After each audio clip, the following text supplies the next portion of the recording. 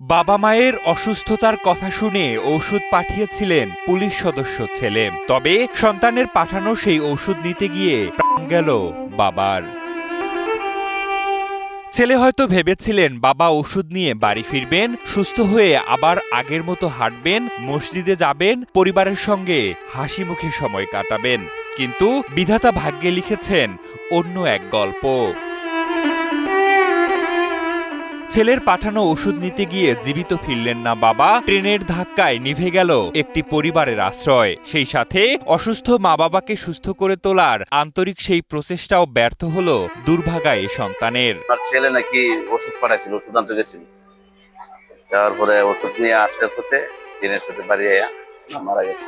পরিবারের সদস্যরা জানান, কয়েকদিন ধরেই নিহত গাজীউর রহমান ও তার স্ত্রী অসুস্থ ছিলেন। খবর পেয়ে একমাত্র ছেলে পুলিশ সদস্য মোহাম্মদ আবু বক্কর বাবা মায়ের জন্য ঔষধ পাঠান। কিন্তু সেই ভালোবাসার উপহার আনতেই ঘটে যায় জীবনের সবচেয়ে নির্মম দুর্ঘটনা। গাজী মিয়া ব্রাহ্মণবাড়িয়া জেলার বিজয়নগর উপজেলার সিঙ্গারবিল ইউনিয়নের শ্রীপুর গ্রামের বাসিন্দা। গত ৩০ জুলাই সন্ধ্যায় ঢাকা থেকে চট্টগ্রামগামী আন্তনগর সুবর্ণা এক্সপ্রেস ট্রেনের ধাক্কায় ঘটনাস্থলেই তার হয়। একেএস অর্জন করল গিনেস ওয়ার্ল্ড রেকর্ডস। একেএস শালা বকর পাঠাইছে আর ওর ফ্রেন্ড আসছিল, সাথে লোক, ওনার কাছে দিয়ে দিয়েছিল ওষুধ।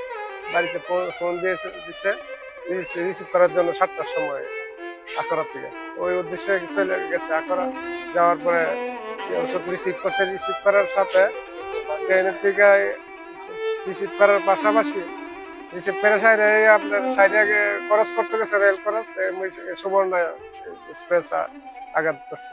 স্থানীয়রা জানান, গাজীউর রহমান ছিলেন অত্যন্ত সৎ, ধর্মপ্রাণ ও সদালাপী মানুষ। তিনি নিয়মিত 5 ওয়াক্ত নামাজ জামাতে আদায় করতেন, প্রতিবেশীদের খোঁজখবর রাখতেন এবং সবার সঙ্গে আন্তরিক আচরণ করতেন। তাই তার আকস্মিক এই মৃত্যুতে পুরো এলাকায় নেমে এসেছে শোকের ছায়া। খুবই ভালো মানুষ ছিল, আমার চেনা জানা অনেক ভালো মানুষ।